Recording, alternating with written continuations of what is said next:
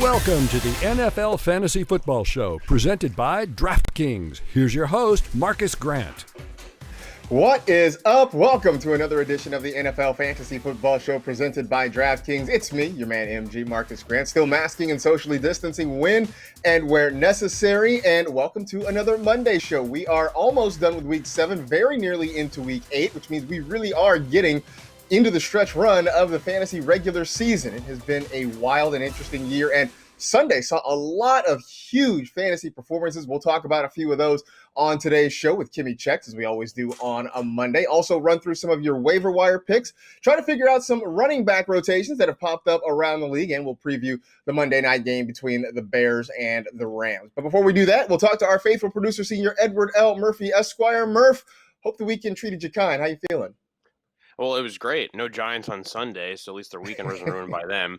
But I will say, in terms of fantasy, this is weirdly the first time with all my teams that I'm going into the Monday night game down and have a player to boost me ahead to win the game. So now I am nervous. I am very invested in the Rams, specifically Darrell Henderson. So Darrell Henderson, I know you will be listening to this podcast later today to prep you for the game. I just need 17. That's all I need. 17 points. I'm going to get a W. So please just do it for me. You know what? At this point, I'm sort of all in on Darrell Henderson just because, I don't know what else to do with that Rams backfield. He was the guy that I sort of rode with in drafts, so I'm in on it. But it's always fun, I think, to have a real rooting interest on Monday night. If one of your teams isn't in it, it's sort of nice to be invested in that game.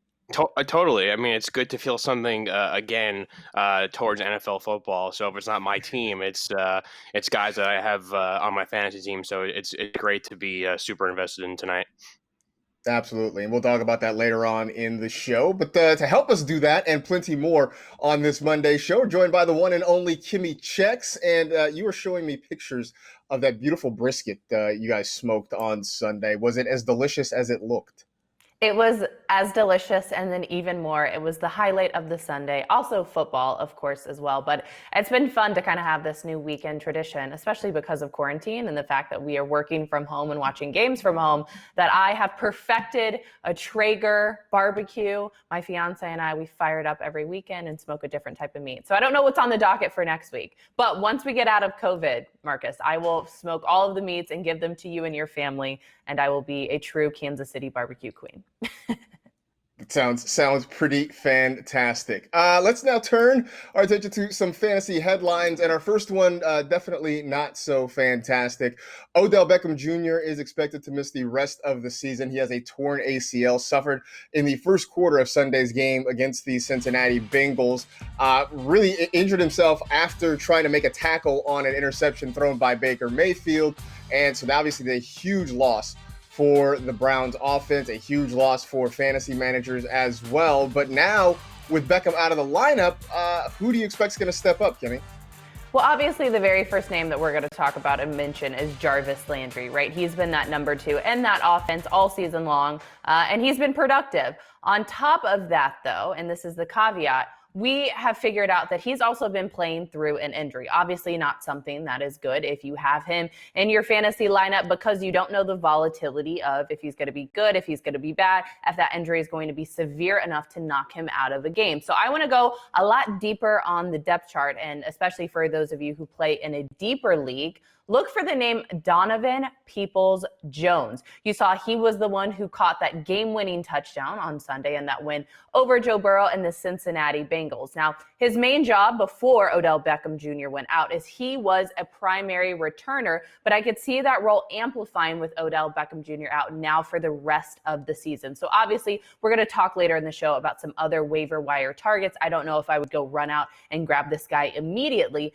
but you have to look and see that Baker Mayfield went to him and trusted him in that game-winning situation where he absolutely needed to catch the ball. So maybe good things for him. But again, I know that's a lot deeper of a name, on the waiver wire list and just as a priority in fantasy football, but you have to note what he did yesterday.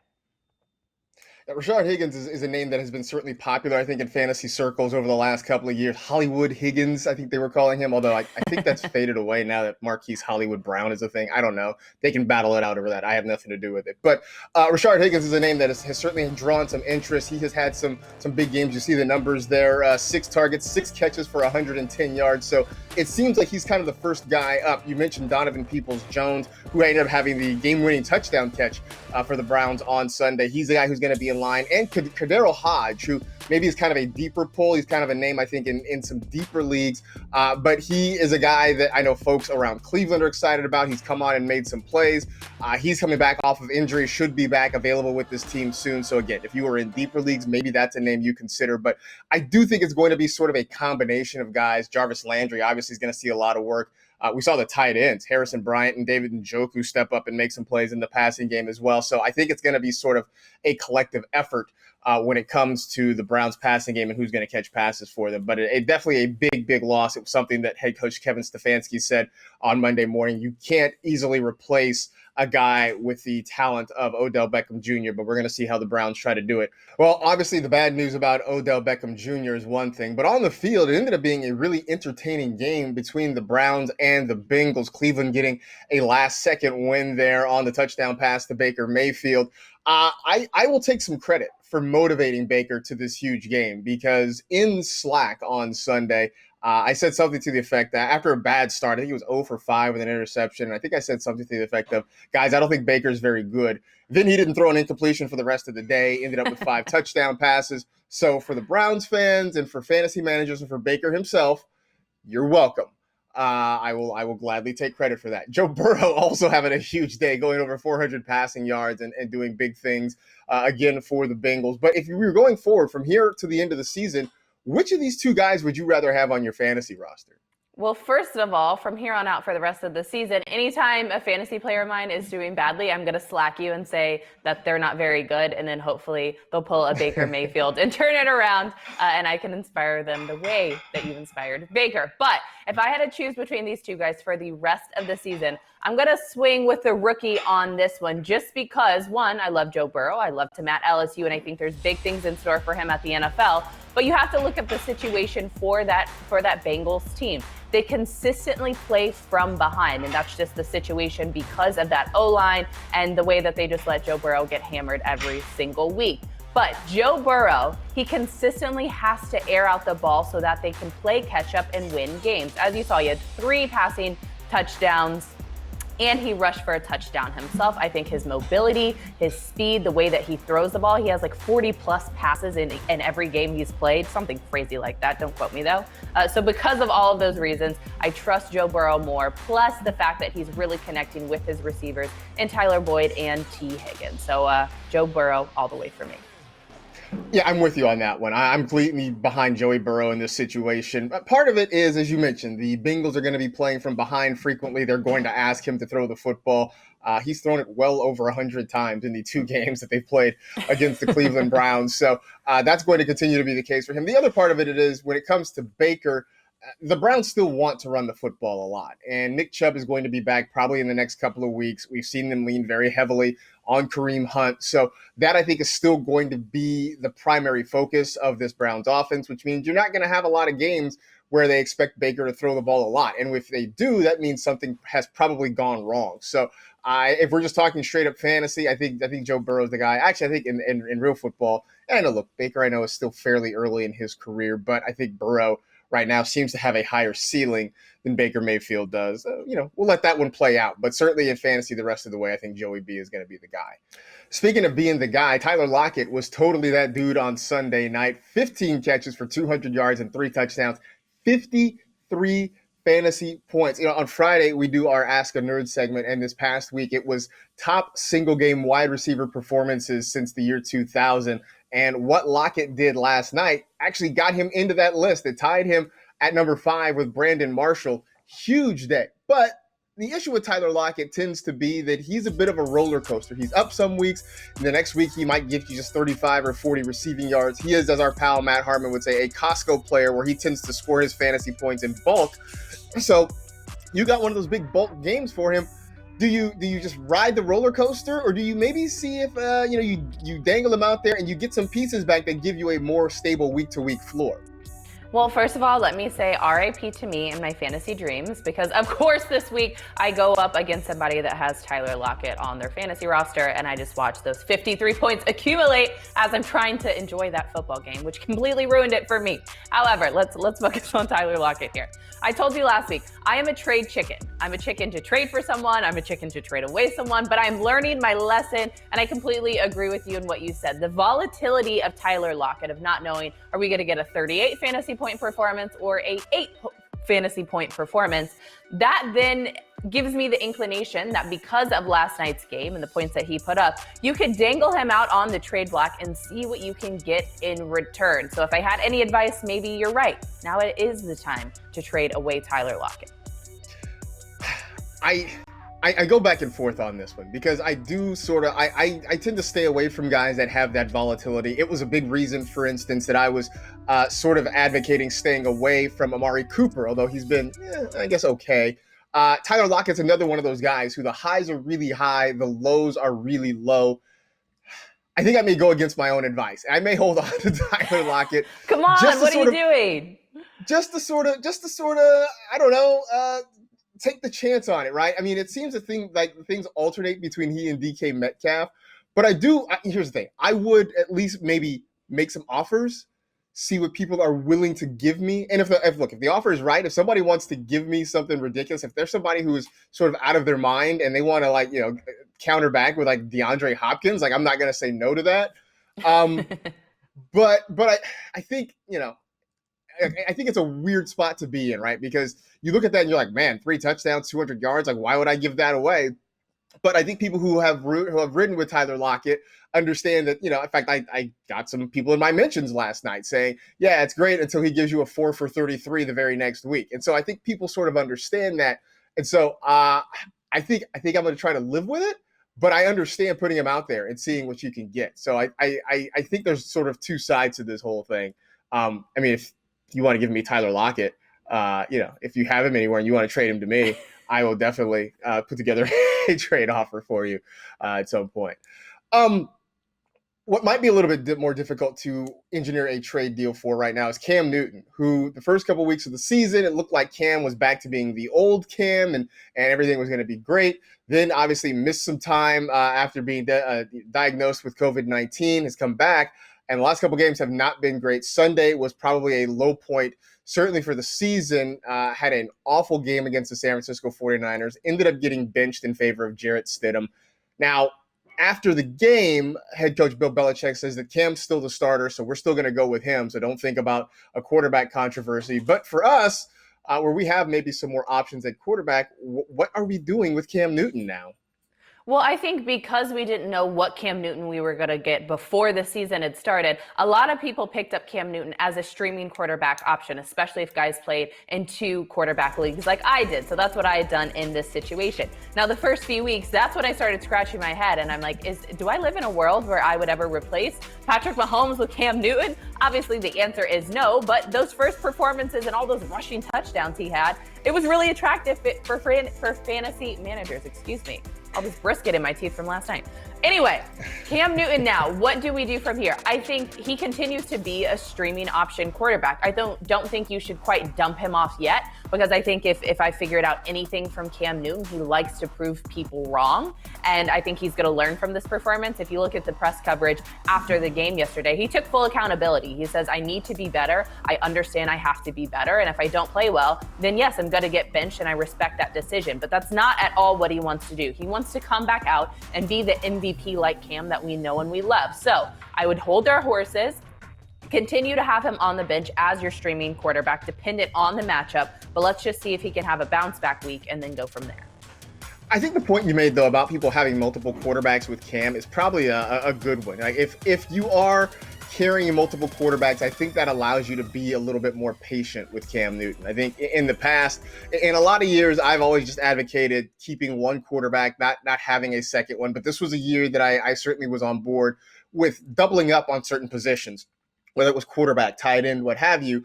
doubling up there because we just didn't know what was going to happen with COVID-19 and that sort of thing. So chances are you probably do have another quarterback, especially because Cam was going off the board so late. So I think in that respect, you can sort of hold on to him and wait for the matchup to be right. I don't know if this week's the one. They've got the Bills coming up. That's sort of been a hit or miss matchup, I think, for a lot of quarterbacks. So this might not be a week to rush him back into your lineup. If you play in a league with a shorter bench, where you can really only afford to carry one quarterback, I think you can put Cam back on the waiver wire, because I just don't think that there's not a reason right now to hold him. He's not going to be so coveted that if you drop him, people are going to rush to pick him up. People are going to look at what happened the last couple of weeks and sort of decide that maybe we stay away from Cam until the coast is clear. But it has been a significant downturn the last couple of weeks, and certainly reason to be concerned about a lot of pieces in that Patriots offense, not the least of which is Cam Newton right now. All right, today's show is sponsored by DraftKings, the leader in one-day fantasy sports. DraftKings has millions of dollars in total prizes up for grabs this week, so download the DraftKings app now. Use code TEAM during sign-up and start feeling the sweat like never before. Eligibility restrictions apply. See DraftKings.com for details. We'll come back. We'll talk about a handful of guys who are bouncing back and whether or not we are on the bandwagon again. Stay tuned for that on the NFL Fantasy Football Show.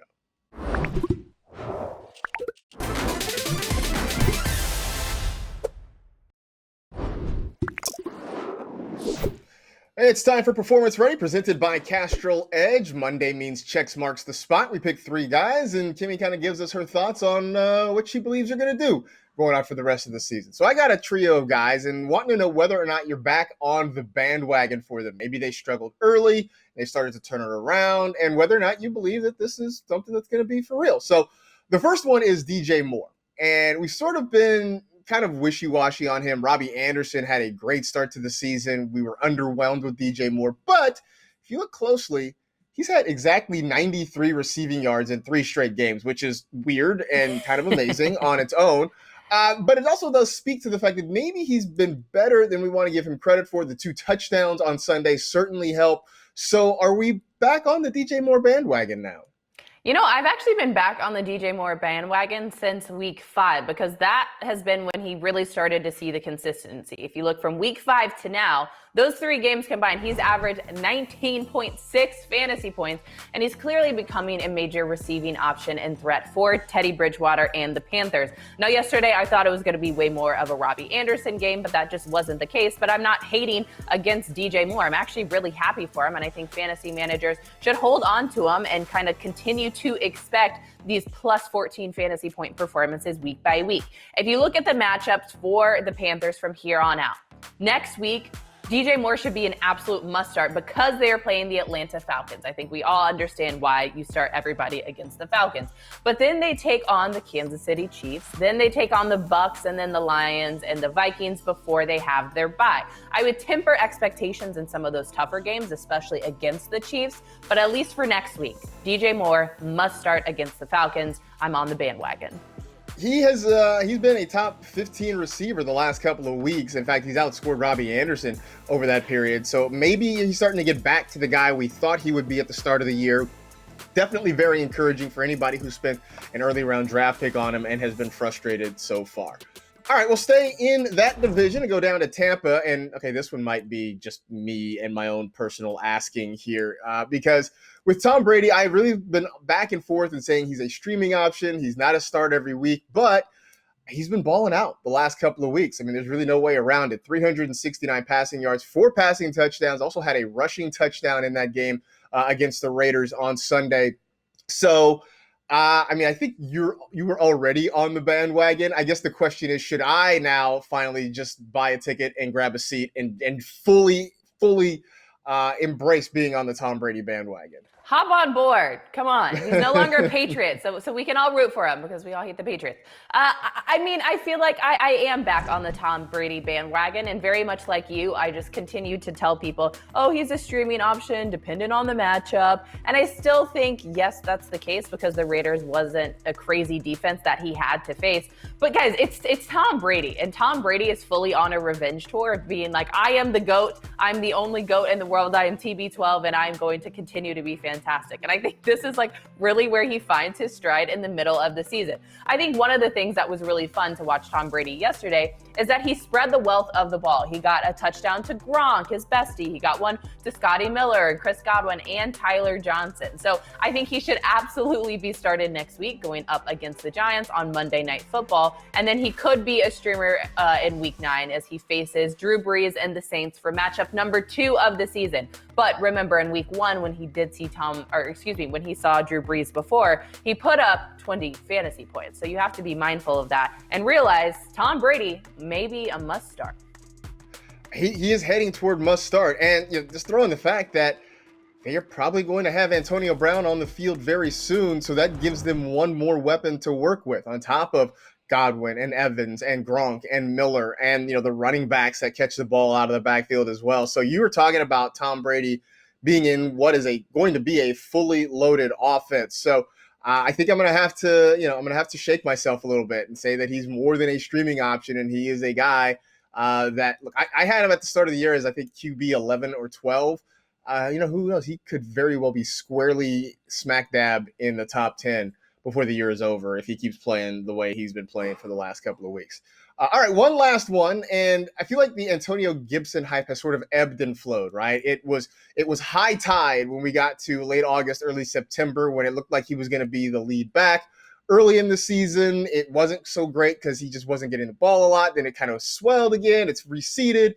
Then on Sunday, over 100 yards as Washington just dismantled a hapless Cowboys team. And so now another big game, 128 yards and a touchdown for Antonio Gibson. Is it back to high tide again with the Gibson wave?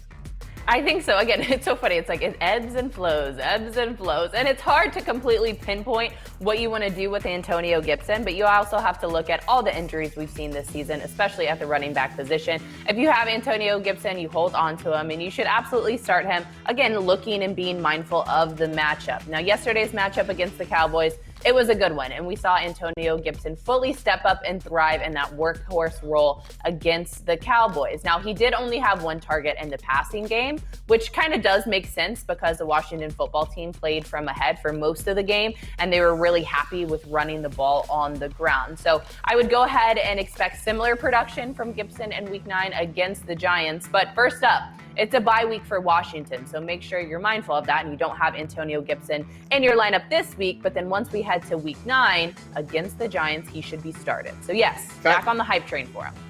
Yeah, in fact, I think the next 4 games are actually pretty favorable for Gibson. You mentioned the Giants, and they got the Lions, they got the Bengals, who have been okay against the run, and then it's the Cowboys again. So there's 4 weeks in a row where you could see really good production from Antonio Gibson. It was weird a little bit, I guess, because he only got the one target, but you mentioned game script sort of factored into that, where they didn't really need to throw the football to him a whole lot. But we know that he can do that. We know that's part of his game.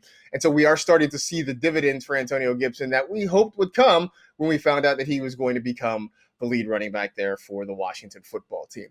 You want to vote on which of these guys you should be most on the bandwagon with, the guy that is most likely to sort of continue this run of play. You can go to Kimmi's Twitter page at Kimmi Chex and vote for the poll right there. Make your thoughts be known. I mean, it is a time for voting. There's certainly more important things to vote on, but if you get a little time, you can vote for this thing as well.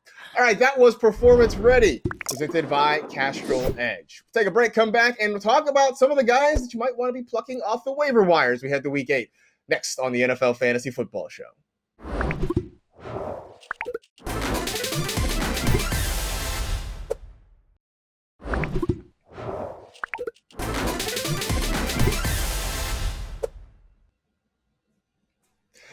All right, it is time to look at who should be on your waiver wire wish list heading into Week 8. A lot of things certainly coming together. Guys coming back from injuries, other guys being lost to injury, and guys just not performing well, same as it sort of ever was.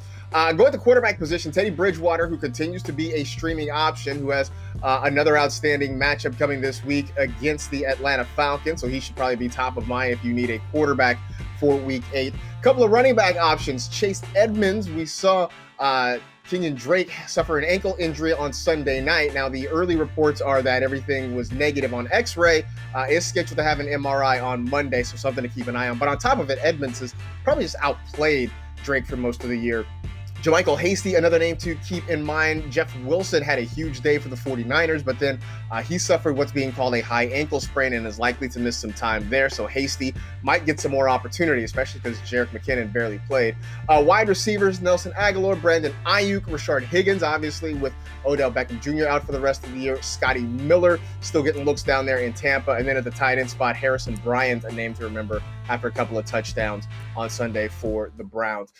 Let's start though with Chase Edmonds there, because we mentioned the injury to Kenyon Drake. But Kimmi, I think it's just hard to argue. Chase Edmonds has just played better even when Drake's been healthy this year.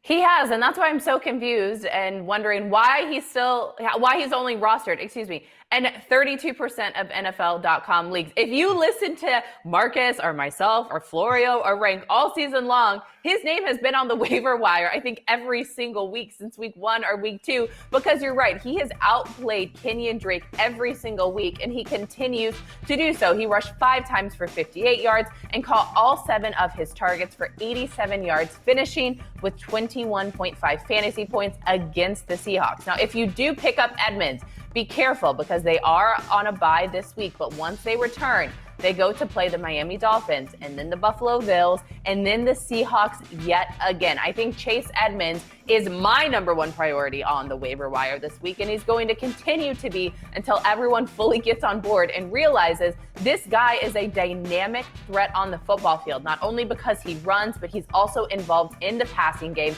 We saw how well Kyler Murray and him both played last night, so get him into your lineup and stop sleeping on Chase Edmonds. I mean, maybe the biggest numbers, these 7 catches for 87 yards. I mean, just doing damage in the passing game. And, he's sort of doing what Kenyon Drake did last year. He just doesn't get the number of snaps or touches that we saw from Drake late last season. And maybe this conversation is less for the fantasy managers out there and more for Cliff Kingsbury. Like, why are you still rolling with Kenyon Drake as your lead running back here when Edmonds has certainly shown that he's deserving of more opportunities? And look, you're right. There is a bye coming up this week for Arizona, so that's something to keep in mind. But if you have the opportunity to stash him, if you just need running back help for the future, and you have somebody on your roster that you can drop, Chase Edmonds should be very high on your priority list this week to add, because he's the guy who I think is going to be the closer to the workhorse in Arizona moving forward. Another name to mention, Brandon Aiyuk, who the rookie from Arizona State has played really well, I think, for the 49ers this year. Part of it, though, Deebo Samuel suffered a hamstring injury late in the win over the Patriots. And I know, Kimmi, he's not necessarily a household name yet, but I think, again, if you're looking ahead and you're looking to stash a guy that has some upside late in the season, it seems like Brandon Aiyuk is a guy that you might want to keep an eye on. Right, and also just think about the big name notable injuries that we had yesterday at the wide receiver position, like Odell Beckham Jr. I'm not saying that Brandon Aiyuk is going to completely step up and fill that role, but if you need help at the wide receiver position, you have to look at this guy. He's only rostered in 10% of NFL.com leagues, even though he led the team in targets and receptions yesterday in that huge win over the New England Patriots. Now, with 115 receiving yards against a usually tough Patriots secondary, even though that was a really tough game for them, I think Brandon Aiyuk has proved his work in that 49er offense, and he must be utilized next week, especially against the Seahawks and what we know for sure will be a Russell Wilson shootout. We saw how well Russell Wilson played yesterday. That means the 49ers are going to have to try to keep up with that and throw the ball, and I could see Brandon Aiyuk being on the receiving end of that. Absolutely. When you talk about the Seahawks matchup being the next one on the docket there for the 49ers, that I think makes it even more imperative that you go out and you try to add Brandon Aiyuk this week. I have been impressed with, one, the way he plays, but more than that, with how Kyle Shanahan wants to get him the football. I mean, you see here they're using him downfield as a threat. I mean, if Jimmy Garoppolo makes a better throw on that long ball, then Aiyuk probably scores a touchdown there, but they're still trying to get him the ball. Early on, they were using him on jet sweeps and as a runner, so they want to get the ball in his hands.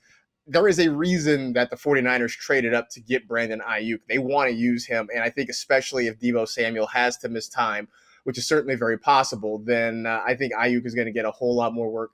George Kittle's going to get his. You don't have to worry about that. But I think Aiyuk is a guy that is going to be out there. You mentioned Chase Edmonds probably is your top priority. I think that's going to be the case. I would say Rashard Higgins is going to get some looks. I'd like to try to figure out what's going on with that 49ers backfield with JaMychal Hasty and Jerick McKinnon, and who knows, Mostert's going to be back soon, and Tevin Coleman, and I think Roger Craig and Tom Rathman, and you can keep going back and back and back to however many running backs you want to find there in San Francisco. But I think it's probably worth your while to try to pick a guy that you think is going to get some touches because, you just really never know there.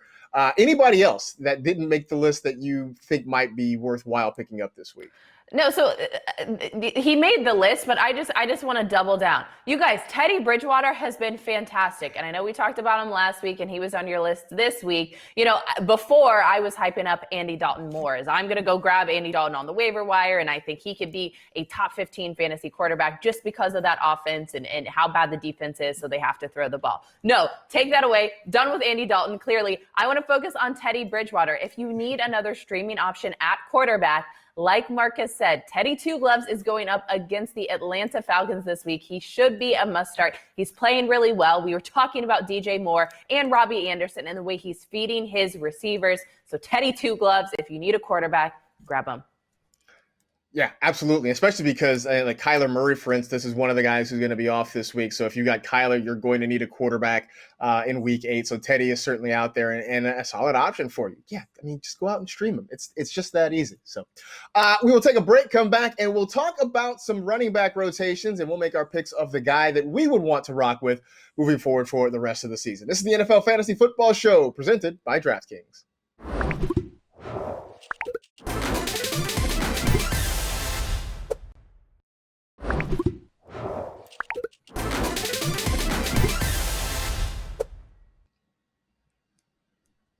There's a chance that you are watching this show on our YouTube channel, youtube.com/NFL Fantasy Football. But if you haven't checked it out, you should go and do that. You can like, you can subscribe. We're putting up a ton of videos there. We have our streaming shows like this, like NFL Fantasy Game Day, like Fantasy Nuggets with Kimmi and Adam Rank and Michael F. Florio. That's there as well, plus just all sorts of fun videos and a whole lot of content there. So go check it out, like and subscribe, youtube.com/NFL Fantasy Football. All right, it's spin the wheel of running backs time. We do this, it seems like every few weeks. We start to reevaluate some of these running back committees and figure out which is the guy that you would be best off with. Chances are you may or may not have him on your roster. Maybe you try to make a trade for him, or maybe if you just are of the daily fantasy persuasion, which of the two you would like to sort of rock with on any given week. So we will start, Kimmi, with your beloved Kansas City Chiefs. Everything seemed to be going swimmingly with Clyde Edwards-Helaire, and then they go and sign Le'Veon Bell, who did get on the field, got a couple of touches, broke off, I think, a 15-yard run last week as well for the Chiefs. So we know they've got two quality running backs on this roster, but between Lev Bell and the rookie CEH, which one would you prefer to have on your fantasy roster? I'm sticking with the OG, and the OG in this scenario, it's Clyde Edwards-Helaire. You guys, he came off of his season high performance in week 6 against the Buffalo Bills, and then he tweeted out, and it was so funny after that game, and this is right, before the news of, or after the news of Le'Veon Bell broke, he said, "My production is silent just like the H in my name." And he understands that there's this whole running back controversy of, is it him or is it Le'Veon Bell? You guys, it is absolutely Clyde Edwards-Helaire. There's no shade against Le'Veon Bell. I'm happy that he's joining my team. I think it's going to lead us to yet another Super Bowl win. But if you have to look at this in fantasy football terms, stick with Clyde Edwards-Helaire. He's had 130 plus scrimmage yards in 3 of 7 games this season. So Clyde Edwards-Helaire, he's going to continue to be that number 1 back, so start him. I'm going to rock with CEH as well. And by the way, every time I hear that tweet or hear that comment from Edwards-Helaire, I just think of the classic Lil Wayne line, "Real G's move in silence like lasagna." But I feel like I feel like CEH is that guy that they want to give the majority of the work to, and they're certainly going to use Le'Veon Bell, and I think he's going to have some good games. And here's the thing. If you've got Lev Bell, if you drafted him or traded for him or what have you, hold on to him because he's still going to get production. He's going to get opportunity. This isn't to say that suddenly he's going to become just some dud that's going to be, a dead weight on your roster. Like, I don't think that's going to be the case at all. But I do think Edwards-Helaire is still the guy they want as the primary back. They'll use Bell as a way to kind of complement him a little bit. And I just think that the way Edwards-Helaire runs and his style is sort of more conducive to working with Patrick Mahomes in that backfield. So I'm with you. He's the guy that I would rather have there if I had to pick between the two Chiefs. All right. In Tampa, it's getting messy again because when Leonard Fournette was hurt, it was clearly Ronald Jones's backfield. And he had 3 games where he had more than 100 yards rushing. And it seemed like he was just taking over that job. Then Fournette comes back, and it goes back to being split again. In fact, Fournette got, I think, more touches in the game than Rojo did. Jones ended up having a touchdown, which gave him a pretty decent fantasy day against the Raiders. So now what are we doing? Are we going Fournette or are we going Rojo here? I'm gonna stick with Rojo because you mentioned Leonard Fournette and the fact that he deals with injury. I don't know if I trust him to be 100% healthy for the rest of the season. And if that is the case, and if that is the scenario, then again, it goes back to it being a Ronald Jones backfield. Now, I think I literally had an audible gasp when Leonard Fournette joined the Bucs because I just drafted Rojo and I was like, oh no, my season's over. But Ronald Jones has still continued to be productive. I understand that now it's probably going to be closer to a 50-50, 40-60 split. So we can't go out and expect huge things from either of these guys. But Ronald Jones is also way more consistent on getting into the end zone, which as a fantasy manager, that's what you want. You want that +6. So I'm going to rock and stay with Rojo on this one. I am too. Part of it is, I think, all the things you said, like the touchdown upside. Part of it, I will admit, is my own stubbornness for having gotten on the Rojo hype train and just not wanting to get off of it. I still think he's going to be very productive. It's frustrating on the one hand that a guy can play as well as he did the last few weeks, and then suddenly, Leonard Fournette comes back and immediately just chops into it. But I sort of understand what Bruce Arians is doing, right? Because Fournette has given him some good production when he's gotten the football as well. I just think it's going to be sort of inconsistent with who we can count on. So I'm going to stay with the guy who has been in the system, who knows the system, and who has played well when given the opportunity. And for me, that's Ronald Jones. So, Bruce, just throw us a bone, man. Like, let us just have one guy. Let us know who it is. Like, that would be appreciated. But I know that that's not going to happen. All right, the last one here, and we sort of hinted at it in the last segment. The 49ers you talk about an embarrassment of riches in Kyle Shanahan's run game.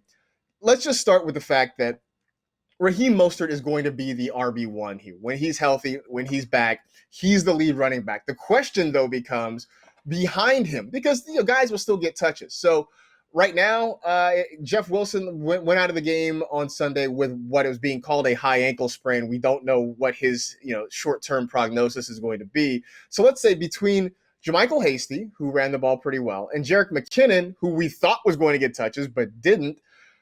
If we have to pick one of them going forward, who is it going to be?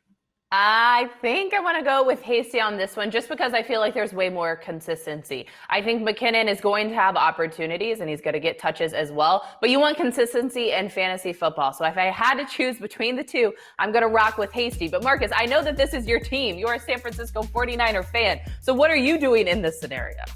I think I'm going Hasty as well because I think yesterday was sort of telling, right? Where we thought McKinnon was going to at least split snaps, right? I mean, I could see, I understood Wilson getting the ball and I figured Hasty was going to maybe get some opportunities as well. But I really was shocked that we didn't see much of Jerick McKinnon in the game at all. And look, trust me, from the responses I got in my mentions when I tweeted out a sad Pablo Escobar gif, a lot of people were expecting big things from Jerick McKinnon, and they didn't get it. And that to me says a lot that they went heavily with Wilson, and then they went to Hasty right after Wilson went down late in that game. So that makes it really hard for me to trust Jerick McKinnon. Now, the caveat to all of this is that in a couple of weeks, Tevin Coleman is going to be back, and he could completely throw a wrench in this whole thing. Although I will say that of all of the backs in the Niner backfield, Coleman seems to be the least productive, but he also seems to be the one that Kyle Shanahan keeps going back to over and over again inexplicably. So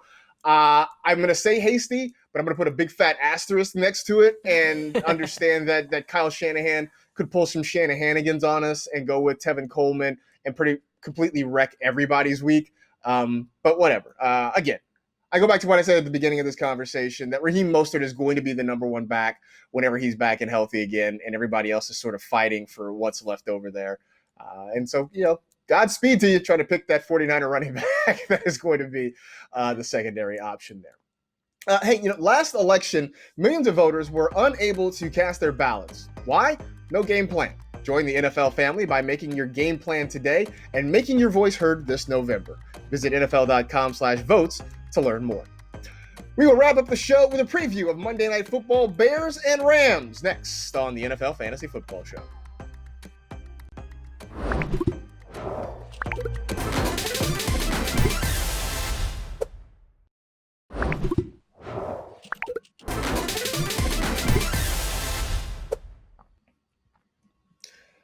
We've got an interesting one coming up on Monday Night Football. It is the Rams and the Bears from SoFi Stadium. And a couple of teams that defensively are pretty good, offensively have their flashes, but also have some flaws as well. A lot of fantasy relevant options in this game. And so, as Eddie mentioned at the top of the show, I'm sure there are going to be a lot of people with some interest in this one to close out week 7 in their fantasy leagues. So let's start in the backfield. We talked about these running back rotations. The Rams running back rotation may be as confusing as any of them with Cam Akers there, Darrell Henderson, Malcolm Brown back there. But if you had to pick a Rams running back, who's it going to be? It's going to be Darrell Henderson. Now, I understand that he has not played more than 50% of the offensive snaps because of those other guys you just mentioned, and Malcolm Brown and Cam Akers. However, Darrell Henderson is 100% the lead back, even though it could be confusing to understand because of all those other players. But he is the starting running back after he put together a strong start to the season. 444 yards from scrimmage and 4 touchdowns in 6 games. Because of those reasons, I'm going to rock with Henderson on this one, even though Malcolm Brown and Cam Akers are, I'm sure, going to have big breakout games, and then Henderson will have no work. But for now, it's Henderson. I'm going with Darrell Henderson as well. This is also part of me maybe being a little bit stubborn here because he was the Rams running back I sort of pegged at the start of the year. He's been sort of hard to figure in some respects because it feels like when he's had a good matchup, they haven't given him the ball. When he's had a bad matchup and people are sort of fading him, that's when they give him the ball a lot and he goes out and performs well. So it has been a little bit up and down with him, but I do think this is a situation where he's going to get a lot of work there. And the Bears, the defense is very good, but if there's a place they can sort of be had, it is against the run game. That's a thing that Adam Rank has pointed out repeatedly this season. So if I got to pick one, I'm going to go Darrell Henderson, which totally means this is the Cam Akers game because that's just how things go. Okay, over to the Rams wide receivers. Choose your fighter. You're going Robert Woods or Cooper Kupp?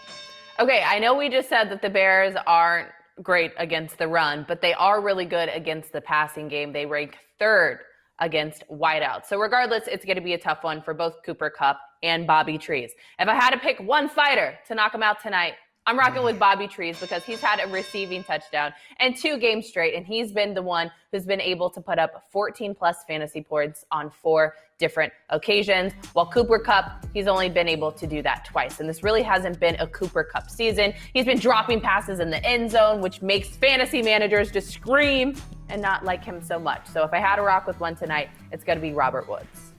I'm going Robert Woods as well, and for some of the reasons you're seeing on the video there, they like to get him the football on those sweeps, get the ball in his hands as a runner, and it just seems like he's been more versatile in the Rams passing game than Cooper Kupp. I mean, I think there were a lot of people concerned that some regression was coming for Kupp, and I think we have seen it a little bit.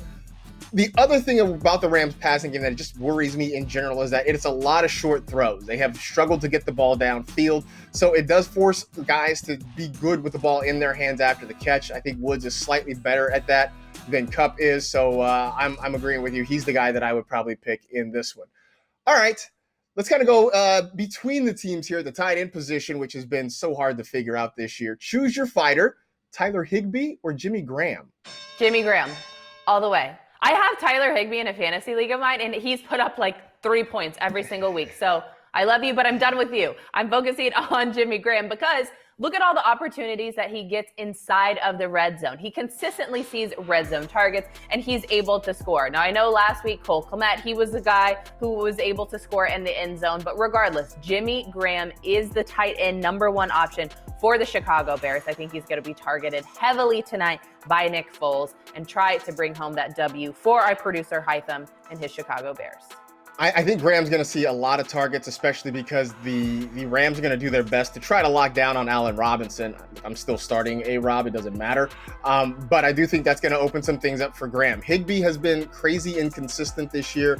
We're always going to have some Gerald Everett targets and some Gerald Everett games in there. Plus, the Rams have been so run heavy this season. And if they feel like they can run the ball on the Bears, that means that they are less likely to throw the football unless they absolutely have to. So I do think Graham is probably the better option of those 2 tight ends there. And I'd say that if it was Gerald Everett versus Jimmy Graham or Tyler Higbee versus Jimmy Graham, I think I'm going Graham either way.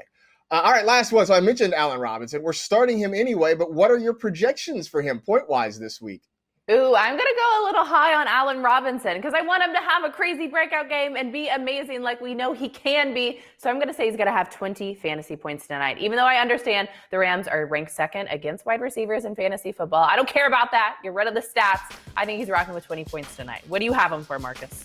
I've got him right around 16. I think they're going to target him quite a bit, but I do think, I think he'll have a decent game. I don't know if he gets in the end zone, but I think, between the catches and the yards, I think the number's going to be okay for Allen Robinson. I mean, he's a guy that has shown us, regardless of the matchup, regardless of who's throwing the football, he's going to go out there and he's going to make plays and he's going to produce, which is why I said I don't care that the matchup is bad on paper. I'm starting Allen Robinson. You spent an early round draft pick on him for a reason. And so you're going to kind of let it ride. You're going to let him play this week and, you're going to expect hope for the best, and hopefully he gets you somewhere in the mid-teens. And if you get 20, hey, then you're dancing at that point. So, brisket sandwiches for everybody tonight. Yes, brisket sandwiches. I'll come drop some by your place as well. We got to spread the wealth in the time of COVID. I got some brisket coming your way, Marcas. Absolutely. Hey, appreciate that. As for us, that is it. We are done. We appreciate you hanging out with the NFL Fantasy Football Show presented by DraftKings. You know the drill. Tell two friends to tell two friends. Rate, review, and remember, nobody talks about Jesus' miracle of having 12 friends in his 30s. Be safe. Take care of yourselves. Wear a mask. And we will see you on Wednesday.